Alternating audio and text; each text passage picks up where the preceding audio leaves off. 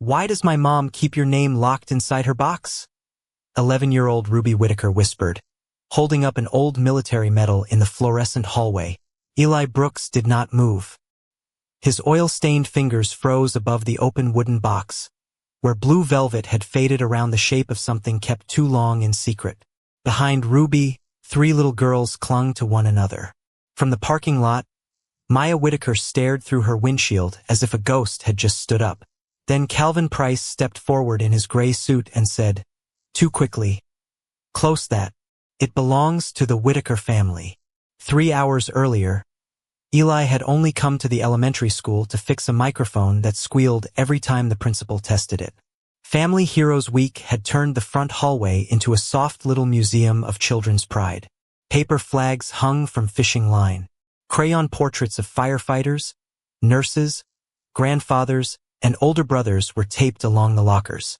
Somewhere near the cafeteria, a speaker kept popping with static, and the smell of floor wax mixed with the cold metal sent from Eli's toolbox. He wore the same faded denim jacket he wore at Brooks Auto Repair. The cuffs darkened from years of oil, and his work boots left faint dust marks on the polished tile. Jonah, his 9-year-old son, walked beside him carrying a small pouch of zip ties like it was official equipment. "Stay where I can see you," Eli said quietly. Jonah nodded. He was used to his father's quiet rules. They were never loud, but they always meant safety. Eli knelt beneath the stage cart, testing the microphone cable, when he heard a small scraping sound behind him. Not a scream, not a crash, just wood rubbing against tile, followed by a girl trying very hard not to cry. 4 girls stood near the bench by the main office. The oldest had one hand on a small wooden box pressed to her chest. The box was no bigger than a lunch pail, dark brown, with brass corners and an old lock hanging crooked from the front. The youngest girl had both fists wrapped in the hem of her sweater. "Sir," the oldest said, looking at his toolbox and then at his face, "do you fix locks too?" Eli glanced toward the office. The secretary was on the phone, turned away. "Sometimes," he said. "Is someone hurt?" The girl shook her head, but her eyes were wet. "It got stuck. Mom will be upset if we break it." Eli set his screwdriver down slowly, like any fast movement might scare them. "What's your name?" "Ruby," she said. "That's Lila, Nora, and June." Jonah stepped a little closer, but Eli lifted 2 fingers, a gentle sign to give the girls room. He took the box only when Ruby offered it, resting it on the bench instead of pulling it into his lap. The brass lock was old, not expensive, but handled often. A tiny scratch marked the edge where someone had tried to open it with something too sharp.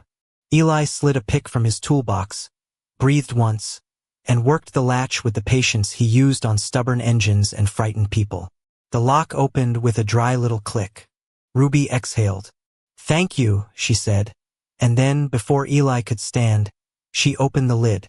The velvet inside was blue once, but time had rubbed it pale at the corners. In the center lay a military medal, dull with age but carefully kept. Ruby turned it over with 2 fingers. On the back, beneath a small V-shaped scratch near the rim, were the letters E. Brooks. Eli's breath left him so quietly that only Jonah noticed. "Dad," Jonah said. Eli did not answer. Outside, a black SUV idled near the curb. A woman inside leaned toward the glass, her hand rising to her mouth. Eli did not know yet that she was Maya Whitaker. He only knew that the medal in Ruby's hand had once rested in his palm on the last night before deployment, warm from his skin, before he gave it to the woman he believed had chosen to forget him. Footsteps clipped down the hallway. Calvin Price appeared beside the office door, smooth tie, polished shoes, calm face, eyes fixed not on the children but on the medal. Eli reached for his oil rag and gently laid it over the open box, shielding it from the gathering eyes. Calvin's smile never broke, but his voice dropped. "That is private property." Ruby tightened her hand around the lid. Eli looked up at him from one knee. "Then their mother should be the first one to say so." Calvin blinked. Once, fast and sharp, and that was when Eli noticed the thing that made the air turn cold. Calvin had called it Whitaker property before Ruby had ever said her last name. Calvin had called it Whitaker property before Ruby had ever said her last name, and for one thin second the hallway seemed to hold its breath around that mistake. Eli stayed on one knee, the oil rag still resting over the open box. His fingers spread flat on the tile so the children could see he was not reaching for anything. Calvin Price adjusted his cuff like a man correcting a wrinkle. Not a lie. Girls, step away from him. Ruby did not move. Lila's shoulder pressed into Nora's. June's lower lip trembled, but she kept both hands on the wooden box as if it might be the only solid thing in the building.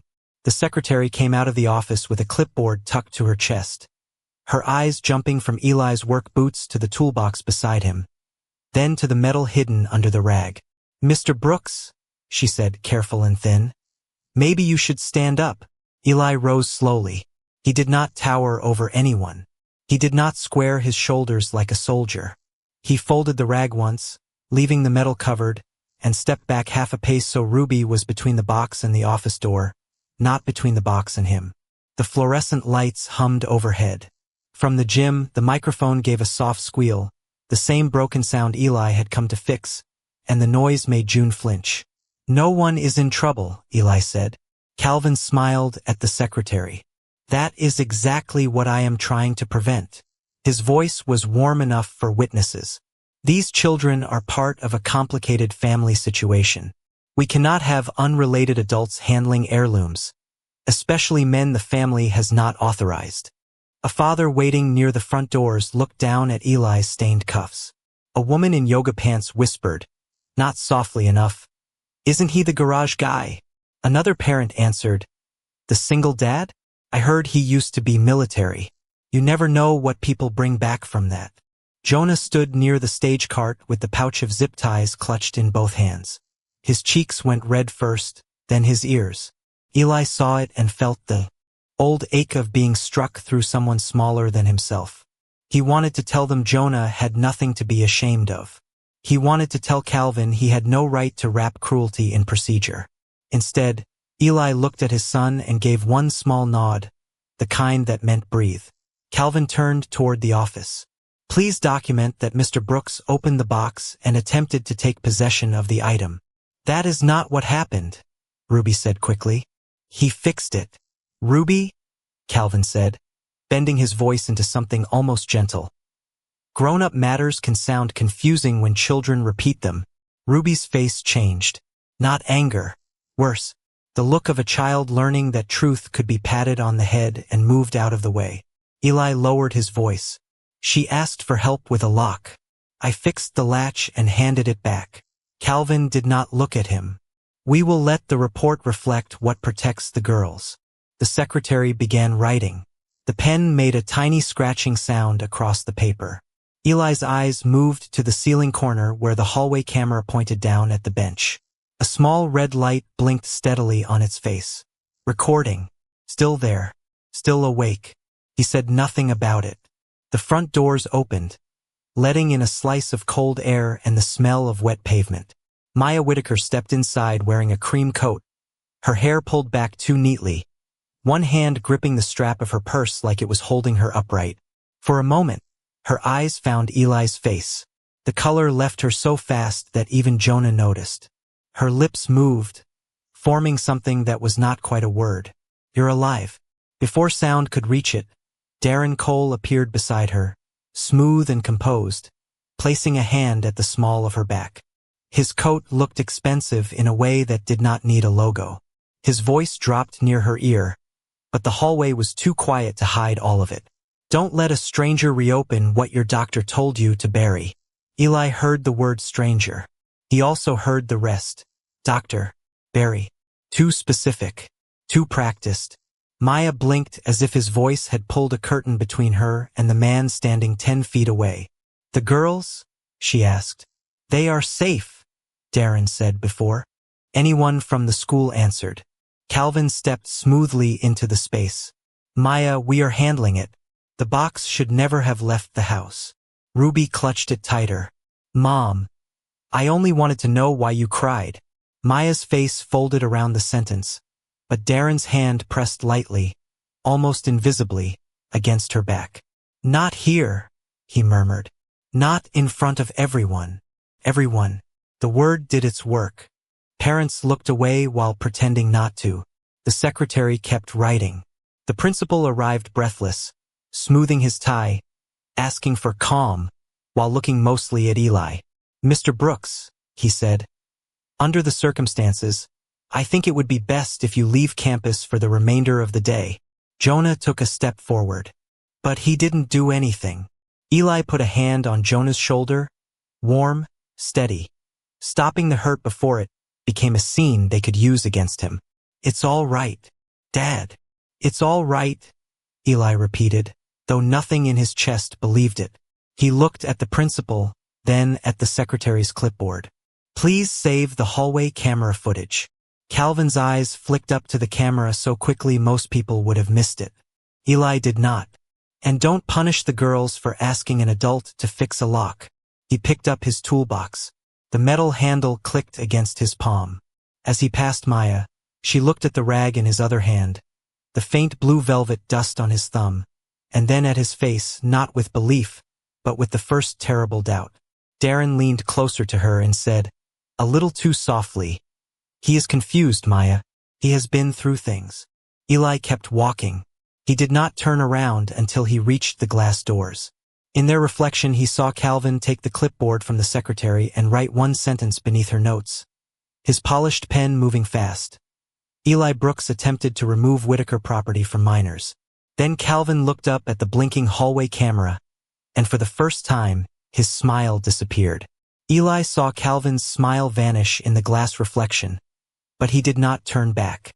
He pushed through the school doors with Jonah beside him and the toolbox knocking softly against his leg, each step sounding heavier than it should have on the concrete walkway. The afternoon air smelled like wet leaves, school bus exhaust, and the faint gasoline scent that lived in the cuffs of his jacket. Jonah kept quiet until they reached Eli's old pickup, where a yellow past-due envelope from the electric company sat folded under the windshield clip beside a cracked parking permit. The boy looked at it, then at his father. "Are we in trouble?" Eli opened the truck door and set the toolbox inside. "Not the kind we can't handle." But he did not start the engine. Through the school window, he could still see Ruby and her sisters near the nurse's office, for small shapes being moved from one adult to another like a problem nobody wanted to own. Ruby held the wooden box against her chest. June's face was red from trying not to cry. The secretary pointed toward the nurse's door. The principal spoke into his phone, and Calvin stood near them with his polished pen clipped back into his pocket, looking calm again. Eli looked down at Jonah. "You still have your lunch milk?" Jonah blinked. "I have two. You packed extra because of practice." Eli reached into the back seat, pulled out Jonah's lunch bag, and found 2 small cartons of milk, a pack of peanut butter crackers, 1 bruised apple, and the granola bar he had meant to save for his shift at the garage. Jonah watched him line the food on the seat. "Dad, that's yours." Eli put the granola bar with the rest. "Not today."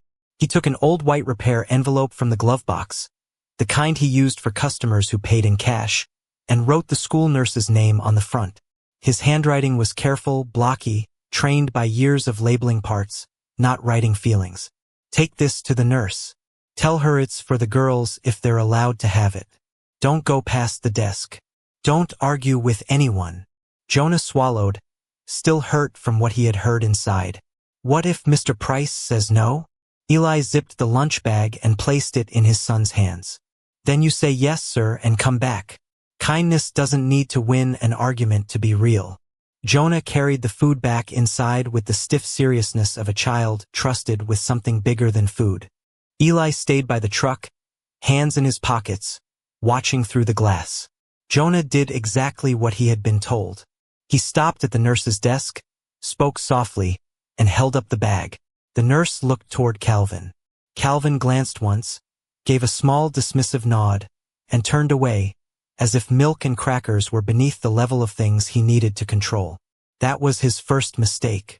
Small kindness looked useless to him, so he did not notice the nurse's face soften. He did not notice Ruby look through the narrow office window and see Jonah standing there. He did not notice the way June reached for the crackers with both hands. Not greedy, just relieved. Eli did. He also noticed the wooden box sitting on the nurse's counter in a clear plastic evidence bag someone had pulled from the office supply cabinet. The brass lock hanging crooked again because Calvin had handled it too quickly. Eli waited until the hallway thinned. Then he went back inside, not toward Calvin, not toward Maya, not toward the principal, but to the nurse's desk. "Ma'am," he said, keeping his voice low. "That latch is loose. If it opens in somebody's car, everyone will blame those girls again." The nurse looked uncertain. "I'm not supposed to let you handle it." Ellie nodded. "Then leave it in the bag. I can tighten the latch through the plastic." She hesitated, then pushed the bag across the counter without letting go of the far edge. Eli took a tiny screwdriver from his pocket, the one he used for dashboard screws, and worked through the plastic with slow, awkward movements. It would have been easier to open the bag. He did not ask. His oil-stained thumb left the faintest smudge on the outside seam of the plastic, not on the box. The brass screw caught. The latch settled. The box stopped rattling. He tore a blank invoice from his pad and wrote the time, the date, and the words Brooks Auto Repair. Latch repaired. No charge. Under it he added his phone number and one plain sentence. "If their mother has questions, she can call me." He slid the invoice under the bag's taped edge so no one could say he had hidden it. Calvin returned just as Eli capped his pen. His eyes went to the invoice first, then to the fixed latch. "You do realize," Calvin said gently, "that involving yourself further makes this look worse." Eli put the screwdriver back in his pocket. "Leaving something broken for children to carry would look worse to me." Calvin smiled like he pitied him. "You think fixing small things makes you trustworthy." Eli looked at the four girls behind the nurse's half-open door. Ruby was watching him now, the milk carton untouched in her lap. "No," he said. "I think children remember who made things heavier and who made them lighter." He walked out before Calvin could answer.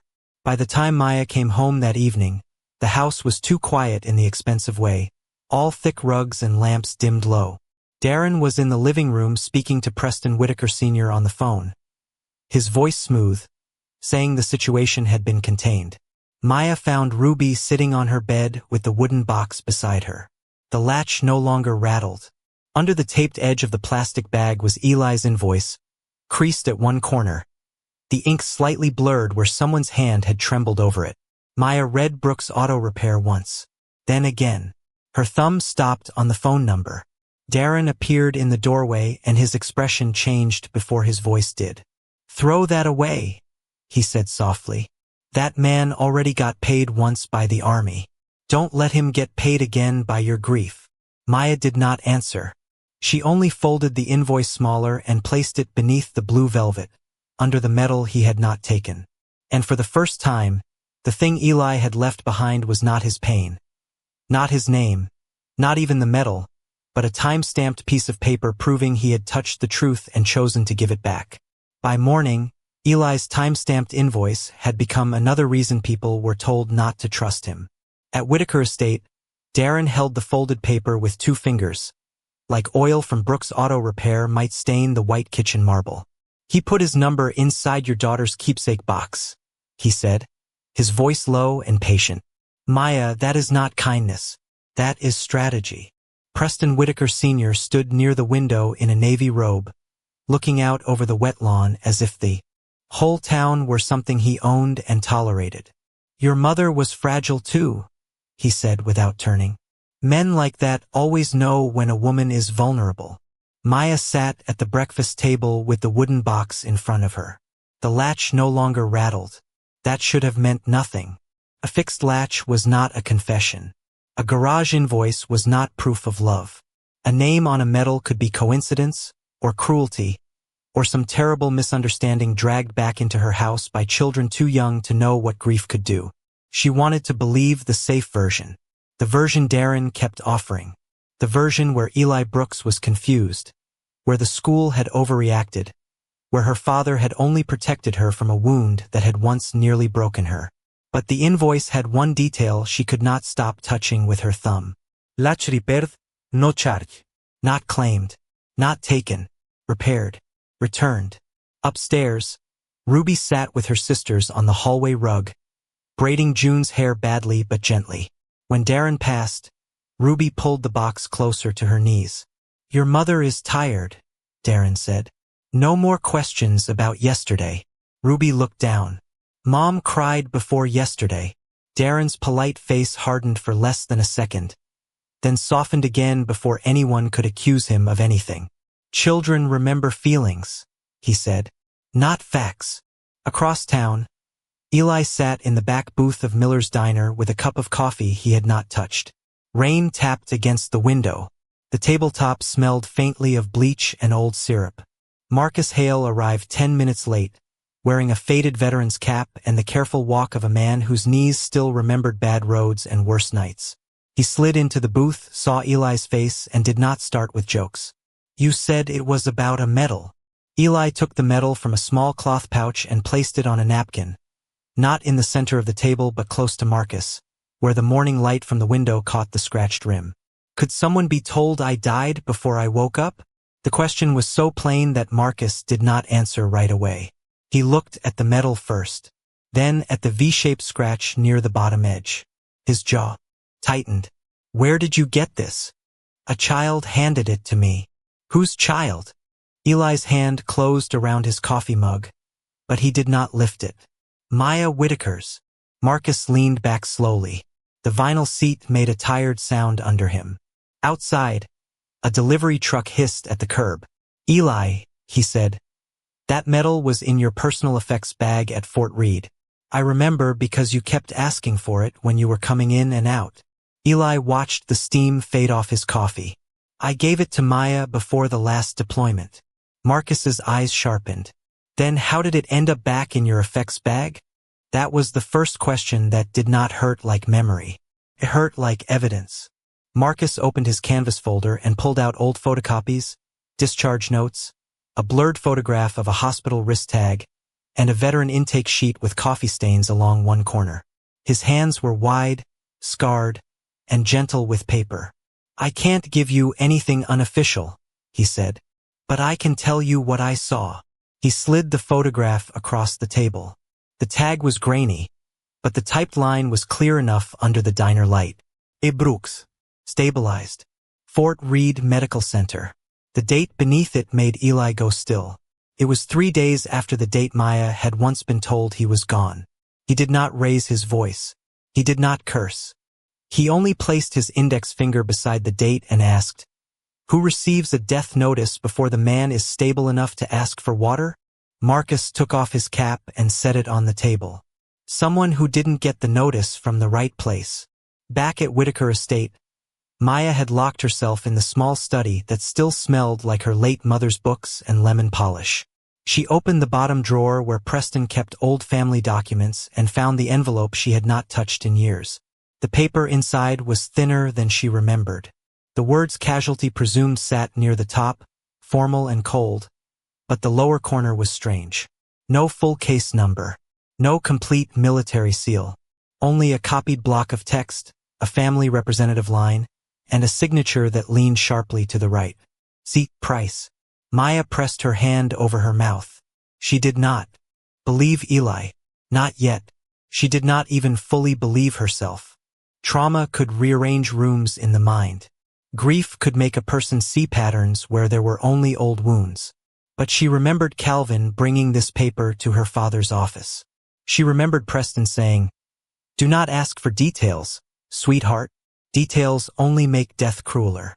She remembered buying a black dress she never wore outside the house because there had been no body, no flag, no folded ceremony, just a sentence everyone insisted was final. Her phone buzzed on the desk. A text from Calvin appeared. "Please bring the box to the office before the signing. We need to avoid unnecessary emotional triggers." Maya stared at the word "signing" until the letters blurred. In the hallway, Ruby walked past carrying towels and glanced into the study before Maya could turn the screen down. The girl read only part of the message, the way children catch pieces of storms through cracked doors. "Mom," she said softly, "why does Mr. Calvin need the box if it makes you sad?" Maya could not answer. At the diner, Eli folded the photograph of the hospital tag into a clean envelope Marcus had given him. "I need a legal copy," Eli said. "Not a story. Not a favor. Something nobody can call grief." Marcus nodded. "I'll request it the right way." Eli put the medal back into the cloth pouch, but before he closed it, he looked once more at the V-shaped scratch and remembered his own hand, shaking years ago in a field hospital, reaching for something that should have been with Maya. In that moment, the first clue did not explain the past. It made the past more dangerous, because if the hospital tag was real, then someone had not simply let Maya believe Eli was dead. Someone had given her paper to make the lie look merciful. By late afternoon, the hospital tag sat in a clean envelope on the corner of Eli's workbench, far away from the oil pans, brake dust, and loose bolts of the garage. He had written Fort Reed copy request across the front in black marker, then placed a wrench on top of it so the wind from the old box fan would not move it. Outside, rainwater dripped from the awning in steady taps. Inside, Eli was under the hood of the town's backup ambulance, tightening a brake line the county mechanic had called good enough for now. Jonah sat at the small desk near the soda machine doing homework, the soft scratch of his pencil almost hidden beneath the hiss of the air compressor. For the first time all day, nobody was accusing Eli of anything. Nobody was asking him to explain a dead man's paperwork. He was just fixing something that needed to stop when a person's life depended on it. Then the bell over the garage door rang. Darren Cole stepped in wearing a dark overcoat untouched by grease, holding a tan envelope flat against his side. He paused just inside the door, looking at the cement floor, the cracked heater, the unpaid parts invoices clipped near the register, and then at Eli's boots beneath the ambulance. "Mr. Brooks," he said, polite enough to sound like an apology someone else had written for him. Eli slid out from under the hood, wiped his hands once on the rag tucked in his pocket, and stood. He did not offer a handshake because his fingers were black with brake fluid. He did not apologize for that either. "Ambulance has bad brakes," Eli said. "If this can wait, it should." Darren's smile stayed in place. "I wish it could."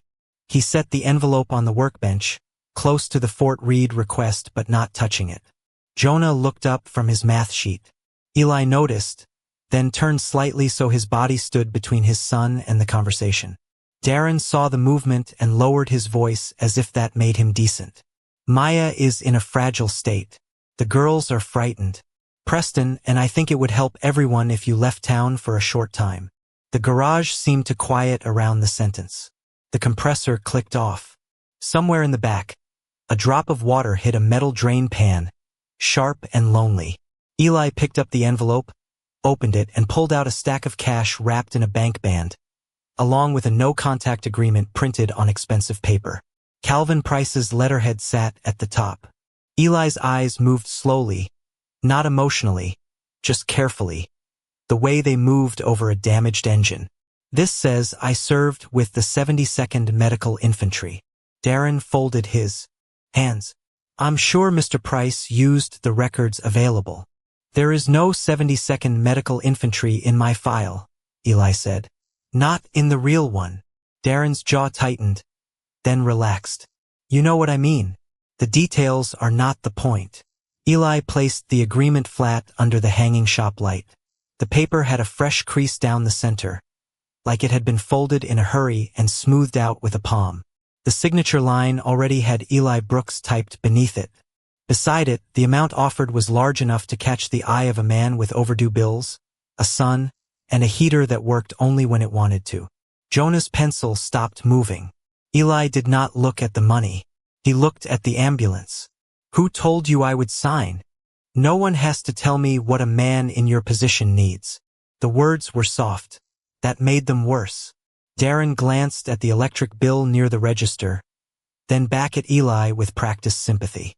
"You have a child, a business that clearly struggles, a past that people may misunderstand. This is not an insult. It is a way to keep peace." Eli set the cash back into the envelope, then laid a heavy C-clamp across it. Not dramatic, not angry, just final. Peace doesn't need a payment to stay true. Darren's smile thinned. You are making this harder than it has to be. For who? Eli asked. Darren looked past him toward Jonah, then toward the envelope marked Fort Reed. That was when his voice lost one layer of polish. Maya survived your funeral once. Don't make her survive another. Jonah looked up. The garage went so still the ticking engine under the ambulance hood sounded like a clock in an empty church. Eli did not move toward Darren. He did not raise his voice. He only repeated one word. Funeral. Darren's face changed by almost nothing, but almost nothing was enough. His eyes flicked to the door, then back. Figure of speech. There was no funeral, Eli said. I was missing presumed dead. That is not the same thing. Darren lifted one hand, gentle, reasonable, already rebuilding the mask. You see? This is exactly why Maya cannot be dragged through military language and old technicalities. People remember grief differently. Eli glanced toward Jonah, who was staring at Darren with a child's naked distrust. Jonah, he said softly, take your homework to Mrs. Bell next door and ask if you can sit by the register until I come get you. Jonah wanted to argue. Eli's face told him not to. The boy packed his pencil slowly, his eyes wet but steady, and left through the side door. When the bell jingled shut, Eli picked up the no-contact agreement again and read the lower paragraph. It did not only ask him to stay away from Maya.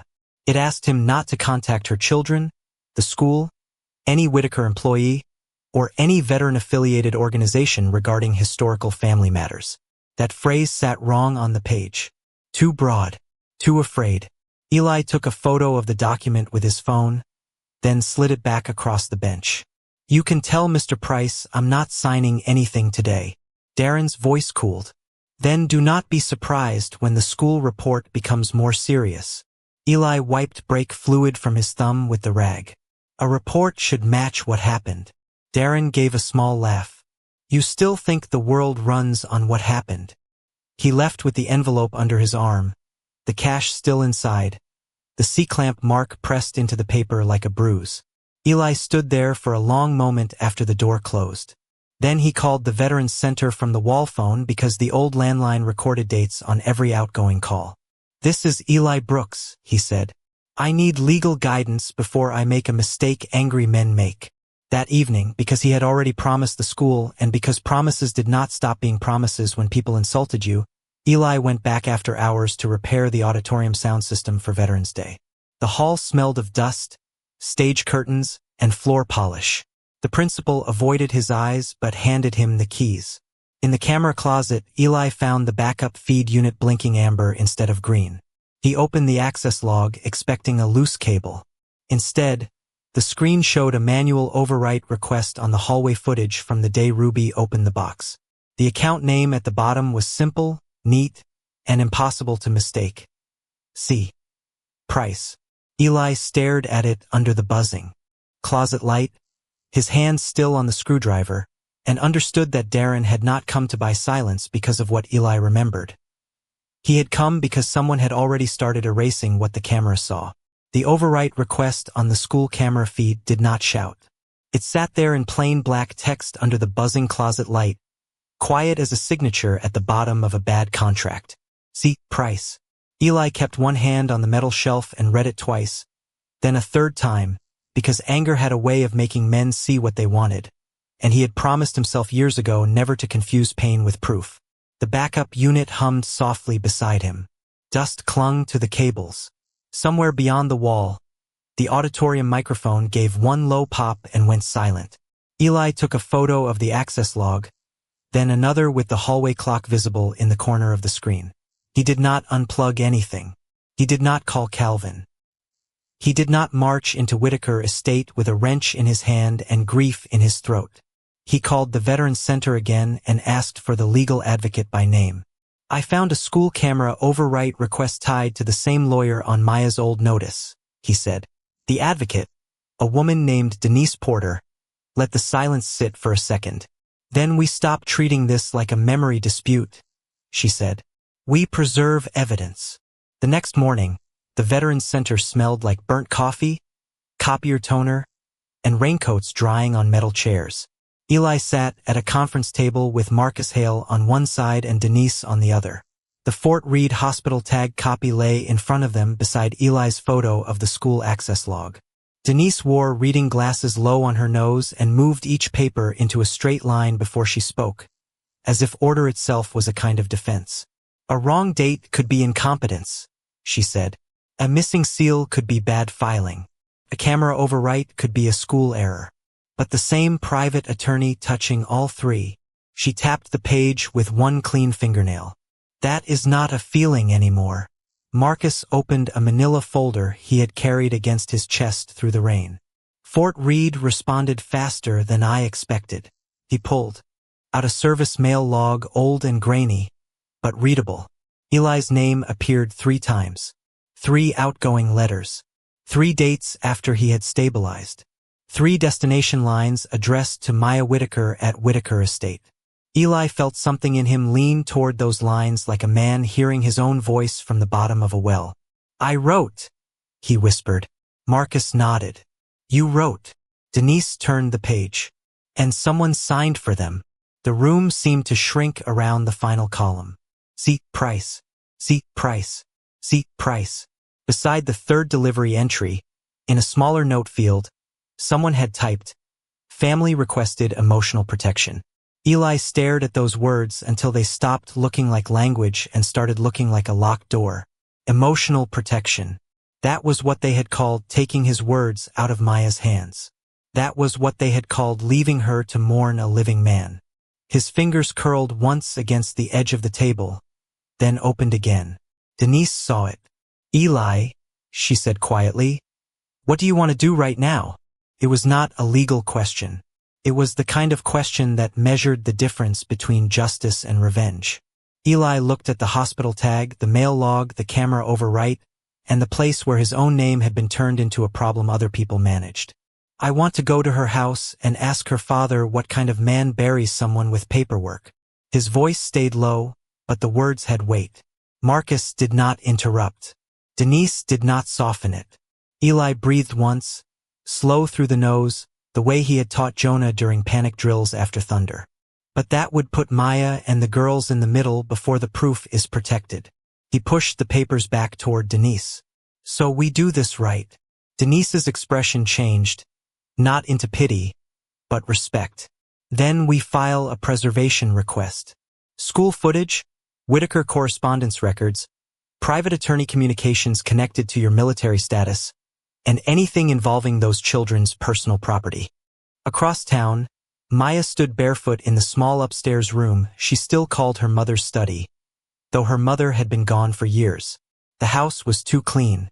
Around her, too quiet, every polished surface reflecting a version of her that looked composed from a distance. The wooden box sat on the desk. The brass latch worked smoothly now because Eli had fixed it through a plastic bag rather than claim it for himself. That detail would not leave her alone. Maya opened the lid and lifted the blue velvet lining with a sewing pin. Her hands trembled, but not from weakness. From the strange terror of doing something for herself after years of people telling her what she could survive. Under the velvet was a thin false bottom. Beneath it lay a folded bus ticket, brittle at the crease, dated 12 years earlier. Greyhound. One way. Whitaker Falls to Raleigh Station. She remembered buying it with cash from a pharmacy envelope, planning to meet Eli because a nurse had called once and said there might be news. She remembered standing in the front hall with her coat on, her suitcase by her ankle, while Preston told her no one was coming. She remembered Calvin beside him, holding a folder. She remembered Darren, younger then, quiet in the background, watching her grief as if it were a door he could one day walk through. Maya sat down slowly. The chair legs scraped the floor, the only sound in the room. Her phone buzzed. A message from Preston appeared first. Calvin will handle the school matter. Do not speak to Brooks directly. Then a second from Darren. Please don't let the girls see the box again. Confuses them. Maya looked toward the hallway, where Ruby was helping June spell words for homework. Children remember feelings, Darren had said. Not facts. But Ruby remembered the box. June remembered her mother crying. Lila remembered the day the latch broke. Nora remembered Eli covering the metal so strangers would stop staring. Maybe children remembered more truth than adults wanted to admit. Maya dialed the garage number from the invoice before she could lose courage. The line rang 3 times. Eli answered with the sound of tools and wind behind him. Neither spoke at first. Then Maya asked, barely above a breath, "Did you write to me after they told me you were dead?" Eli closed his eyes. In the garage, the ambulance waited. With its hood up, the brake line finally secure. 3 times, he said. The quiet on her end broke differently after that. Not into sobbing, but into a small sound like someone setting down a burden too heavy to keep holding. "I bought a bus ticket," she said. "I was going to come." Eli gripped the wall phone tighter. "Maya, don't confront them alone." She looked at the ticket in her hand, then at the unlocked latch. "I think they're afraid of the box because it proves I had a choice." Before Eli could answer, a door opened on her end. Darren's voice came through, smooth but too close. "Who are you talking to?" The line went dead. At Whitaker Estate, Darren stood in the study doorway, eyes moving from Maya's face to the ticket on the desk. For the first time, he forgot to sound kind. "Where did you find that?"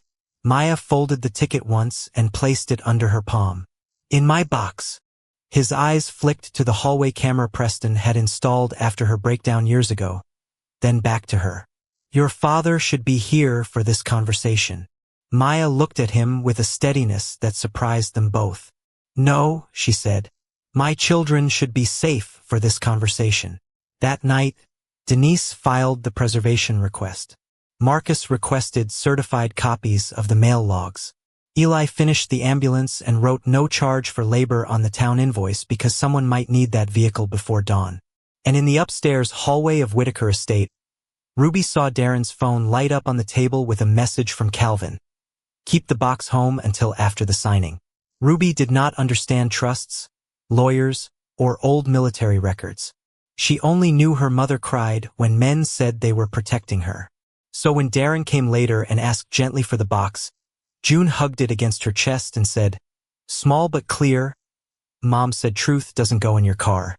By then, the truth had grown too heavy for a closed room, too documented for a family meeting, and too dangerous to leave in the hands of the people who had spent years calling control protection.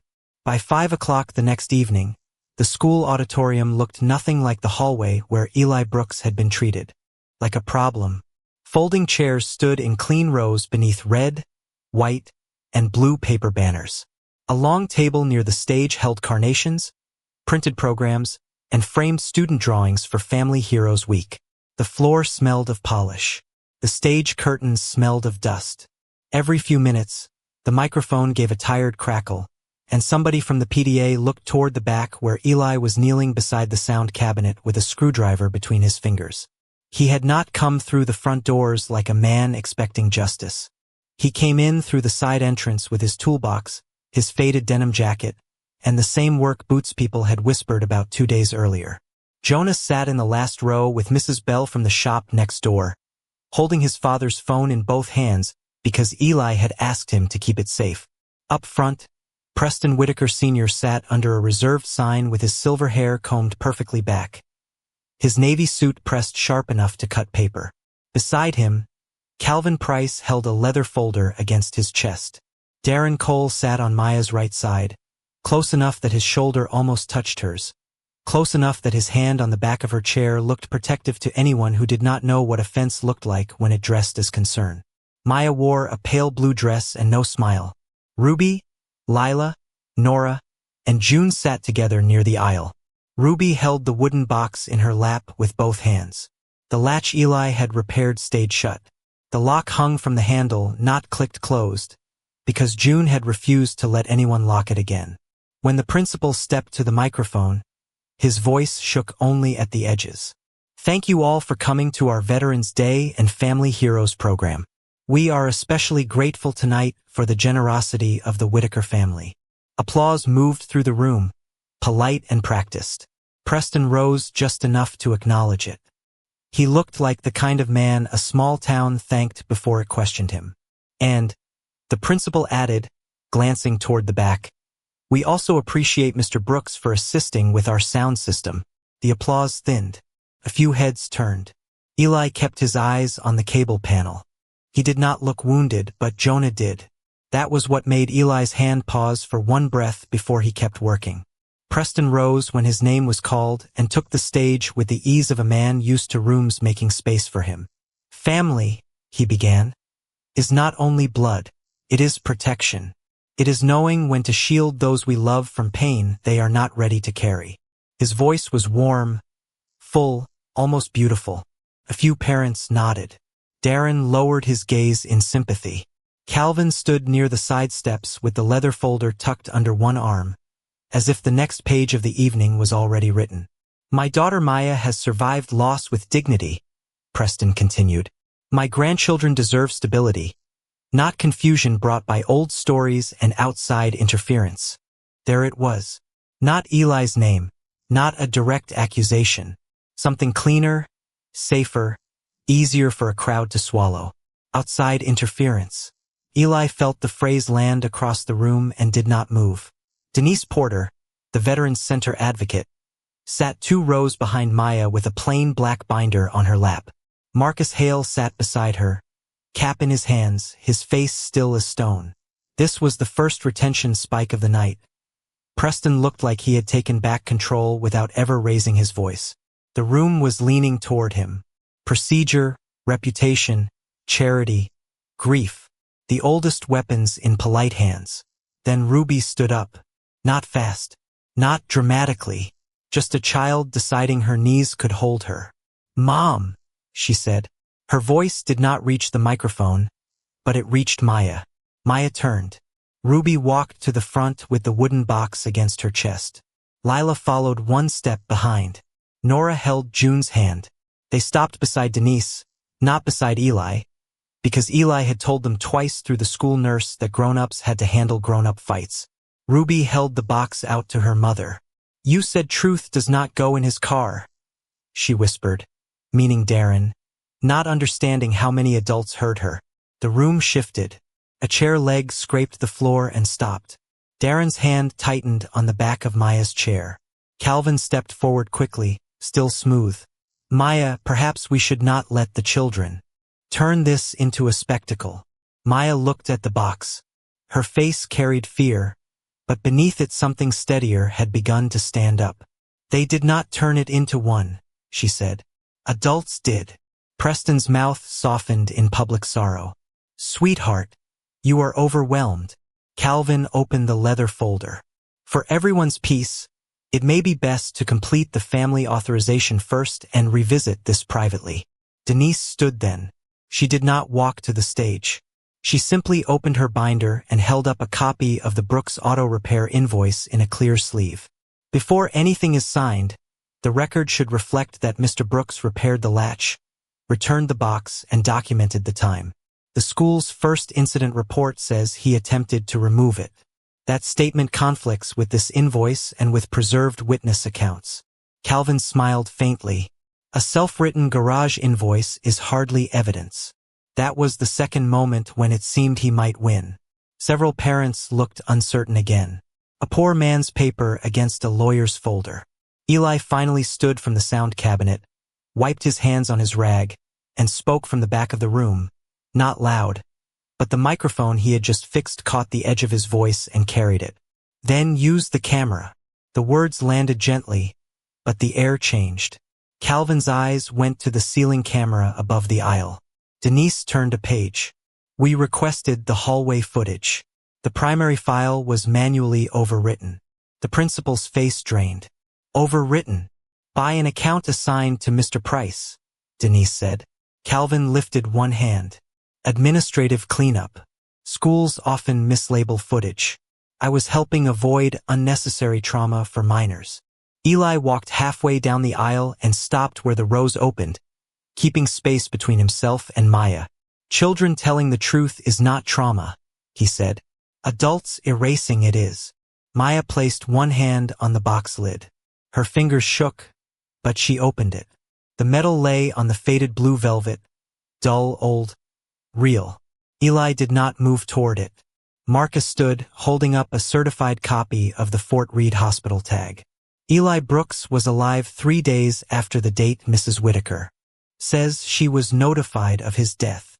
A murmur rose, then thinned when Maya looked at the paper. She did not reach for Eli. She did not collapse. She looked at Preston. You told me details would make death crueler. Preston's face held. Barely. Because I was trying to spare you. From what? Maya asked. A living man? Darren stood halfway. Maya, this is exactly what we feared. They are using fragments to hurt you. Eli looked at him then. Only then. I am not here to take her from anyone, he said. I am here so the truth is not buried a second time. For the first time all evening, Darren had no soft answer ready. Denise lifted a small black drive from her binder. There is backup auditorium and hallway storage separate from the overwritten file. Mr. Brooks found it while repairing the system.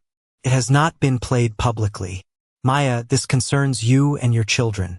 We will not play it unless you ask us to. Every eye moved to Maya. Preston took one step toward her. Maya is not emotionally fit to decide this today. The sentence did more than he meant it to. It stripped the velvet from the cage. Maya looked at her father, then at Calvin's folder, then at Darren's hand still hovering near her chair. She picked up the medal from the box, held it once against her palm, and set it on the table beside the unsigned papers. I want the truth where my children can hear it safely, she said. Denise walked to the projector, inserted the black drive, and as the screen flickered blue, Calvin's face appeared frozen in the first frame, staring at the medal in the school hallway like a man watching a locked door open. The screen flickered once, turned blue, and then the frozen image sharpened into the hallway where it had all begun. Calvin Price stood beside the school office door. His face caught in the exact second he saw Ruby's open box and the medal inside it. He was not looking at Eli. He was not looking at the children. He was looking at the old military medal like a man who had just watched a buried file breathe. The auditorium went so still that the projector fan became the loudest thing in the room. Denise pressed play. On the screen, Ruby's small voice came through the speakers, thin but clear. Mom keeps your medal in a locked box. Eli appeared kneeling on the tile, one hand open, not reaching, not taking, only frozen. The footage showed him cover the box with his oil rag, then step back. The timestamp glowed in the bottom corner. Denise paused the video and held up Eli's repair invoice in its clear sleeve. Same day, same hour, same hallway. The school incident report says Mr. Brooks attempted to remove Whitaker property from minors, she said. The camera shows he did the opposite. He covered the item from public view, repaired the latch later through a sealed bag, and returned it. No one spoke. The principal looked at the floor. The secretary in the second row pressed her lips together, remembering the sentence she had been asked to write. Calvin adjusted his tie, but his hand did not move smoothly now. The knot shifted crooked. Context matters, he said. His voice came out dry. A camera angle does not show intent. Eli stood in the aisle with Jonah behind him and did not answer. He only looked at the medal on the table, still lying on the faded blue velvet inside the open box, as if the room had finally caught up to the weight it had carried all along. Denise clicked to the next file. The screen changed to a scanned hospital tag from Fort Reed Medical Center. The typed line was plain and merciless. E. Brooks. Stabilized. The date appeared beneath it, 3 days after the date Maya had been told Eli was dead. Marcus Hale stood slowly, his veteran's cap held against his chest. I was the medic who handled part of Mr. Brooks's transfer file, he said. This is a certified copy. He was alive, wounded, unstable, but alive. And once he regained enough awareness, he asked whether messages had been sent home.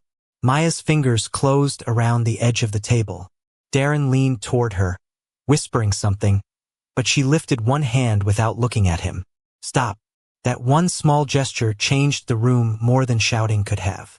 Denise moved to the next document. Service mail log. 3 outgoing letters from Eli Brooks. 3 delivery dates. 3 destination lines to Whitaker Estate. 3 signatures. In the receiving column, seat price, seat price, seat price.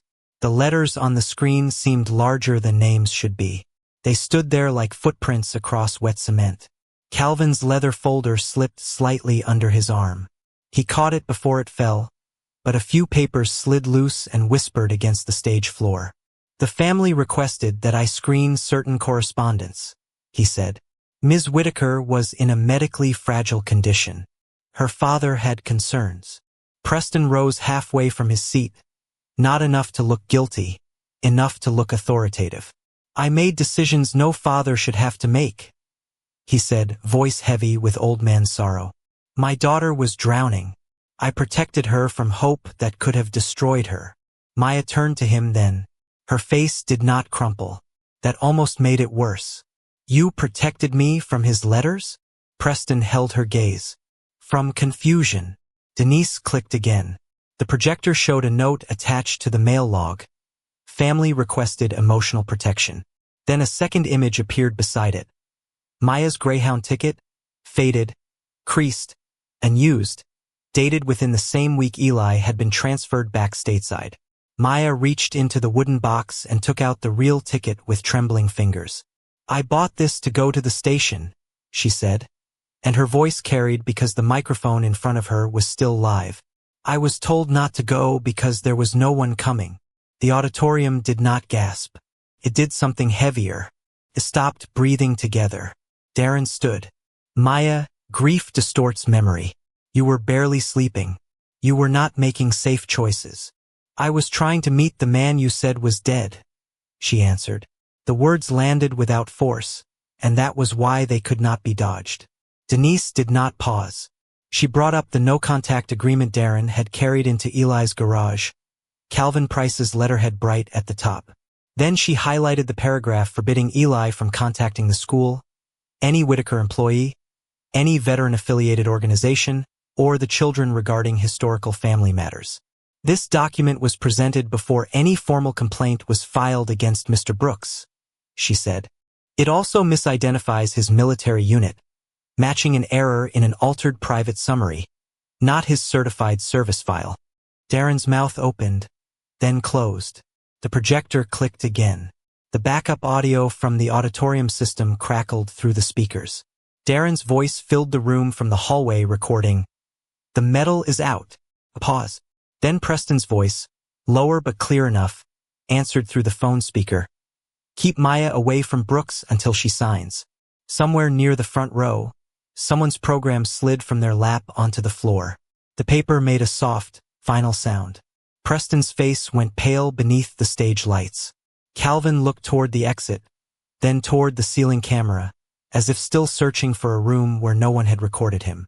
Darren tried one last time. We did it for the girls. The microphone in front of Maya caught every word. Ruby, standing beside Denise now, looked up. She did not accuse him. She did not understand trusts or legal strategy or emotional protection protocols.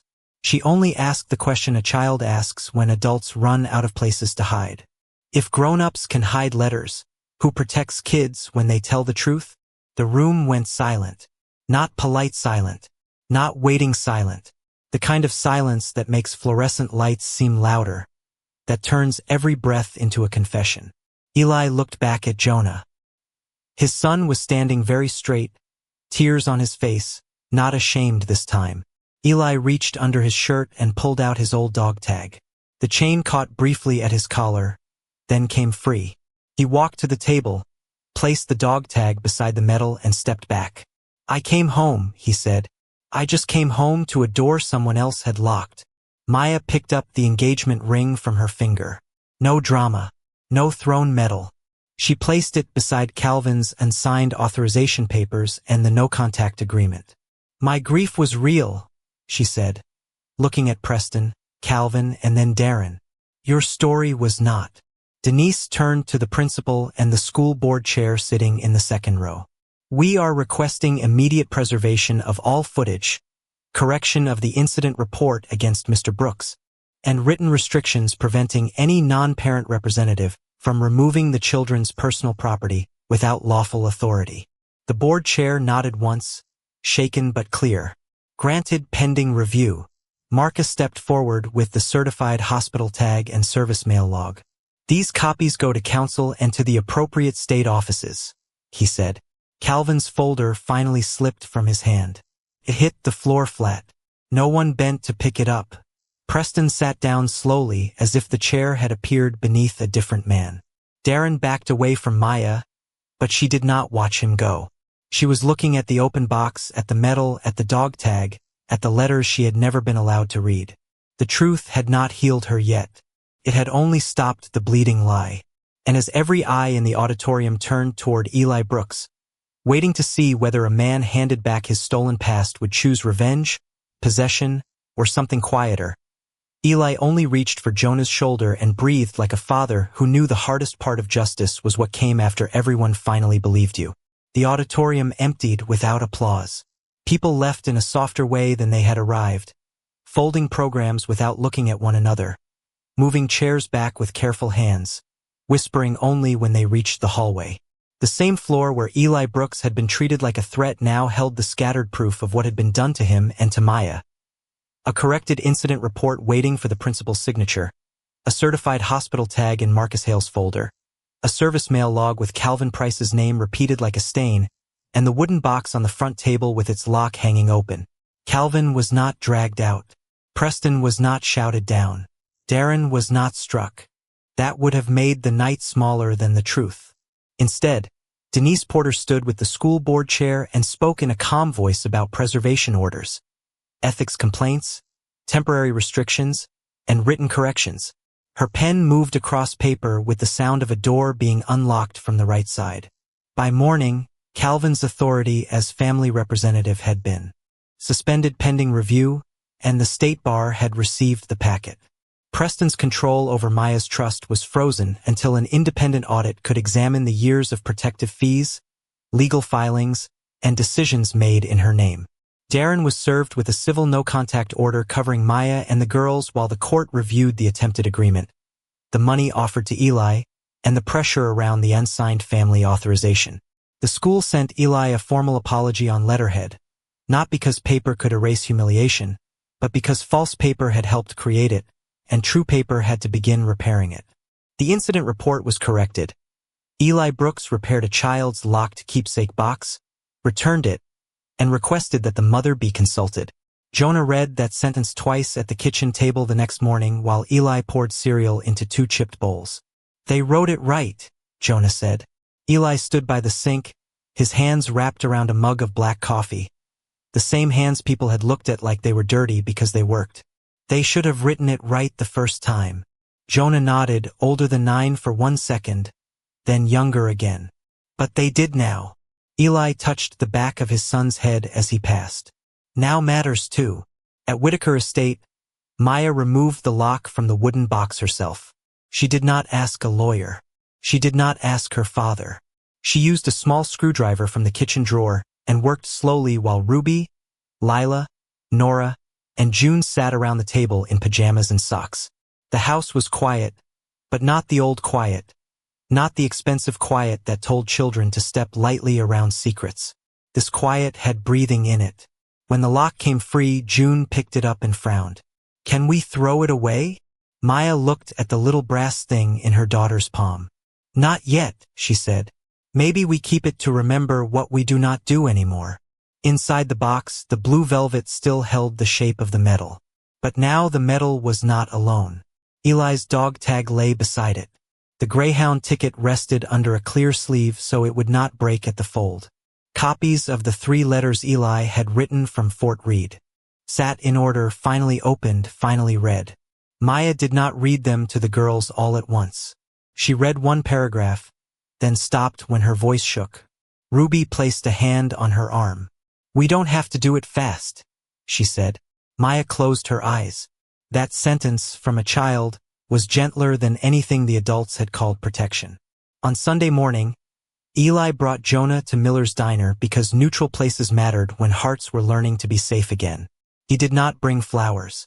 He did not bring demands. He brought a blank spiral notebook from the dollar store, its cover blue, its first page empty. Maya arrived with the girls and no engagement ring. There were shadows under her eyes, but she stood straighter without Darren's hand at her back.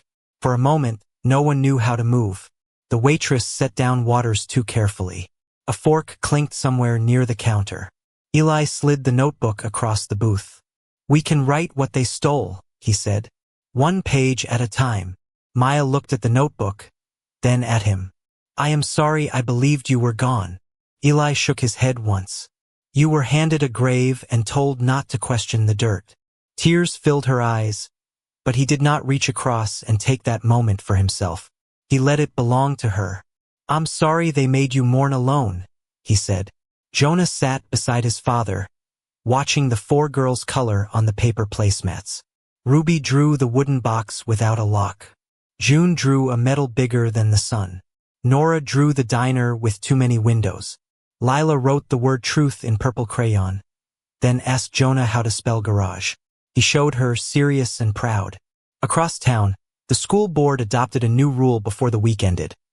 No attorney, donor, or non-parent representative could remove or control a child's personal item on campus without verified legal authority and notification to the parent or guardian with actual custody rights. The Veterans Center started a small program with Denise, Marcus, and, quietly, Eli. Families could bring old mail logs, benefit letters, broken timelines, confusing discharge papers, and questions nobody had answered because the people asking did not have money or power. Amy fixed folding chairs, repaired a jammed file cabinet, and helped veterans understand where to look for dates that did not line up. Nobody called him a hero. That was all right. Some words had been used too carelessly. Respect, when it came honestly, was quieter. One afternoon, the principal came to Brooks Auto Repair with the corrected school letter in a frame. Eli almost refused it, but Jonah took it from the man and placed it on the wall beside a calendar of overdue oil changes and a photo of Eli in uniform he had never liked displaying. "It belongs there," Jonah said. Eli looked at the frame, then at the toolbox beneath it. The toolbox had once looked, to other people, like proof that he was only a man who fixed things for better men. Now it looked like what it had always been, a way of keeping promises with his hands. Weeks later, Maya met Eli outside the diner after the children had finished pancakes. The afternoon sun fell across the parking lot, turning the old truck's windshield gold. She handed him the medal, not to return it forever, not to make a vow too soon, just to let him hold what had been kept from both of them. "I don't know how to begin," she said. Eli turned the medal over, his thumb finding the V-shaped scratch. "We already did," he answered. Behind them, Jonah and the 4 girls stood at the curb, waiting for the walk signal, though the street was empty. June held the wooden box against her chest, its lid resting open, no lock in sight. Nobody spoke for a few seconds. Not because the room had frozen this time, not because shame had stolen the air, but because everyone understood something too tender to interrupt.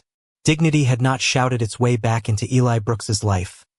It had arrived on small, steady feet, carrying a repaired latch, an old medal, a child's question, and the quiet proof that kindness does not disappear when the world overlooks it. It waits, and one day, in the right hands, it becomes justice.